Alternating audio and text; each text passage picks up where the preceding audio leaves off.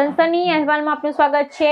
અરવલ્લી જિલ્લામાં આંતરરાષ્ટ્રીય યોગ દિવસની ભવ્ય ઉજવણી શામળાજી ખાતે મંત્રી પીસી બરંડાના અધ્યક્ષસ્થાને યોગા અભ્યાસ અને જનજાગૃતિ કાર્યક્રમ યોજાયો। અરવલ્લી જિલ્લામાં આંતરરાષ્ટ્રીય યોગ દિવસની ઉજવણી આજે શામળાજી ખાતે શામળિયા ભગવાનના પવિત્ર મંદિર પરિસરમાં ભવ્ય અને આધ્યાત્મિક વાતાવરણમાં કરવામાં આવી હતી।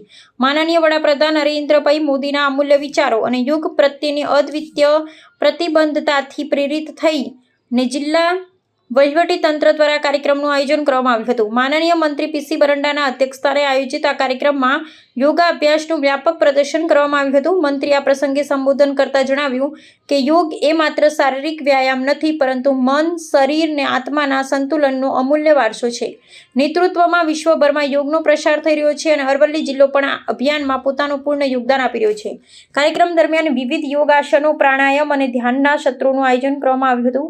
યોગ શિક્ષકો અને નિષ્ણાતો દ્વારા જનસાધારણને યોગની સરળ અને અસરકારક પદ્ધતિઓ દર્શાવવામાં આવી। આ પ્રસંગે શામળાજી મંદિર પરિસરમાં યોગના મહત્વ પર આધારિત પોસ્ટર્સ અને બેનરો દ્વારા જાગૃતિ અભિયાન પણ ચલાવવામાં આવ્યું હતું।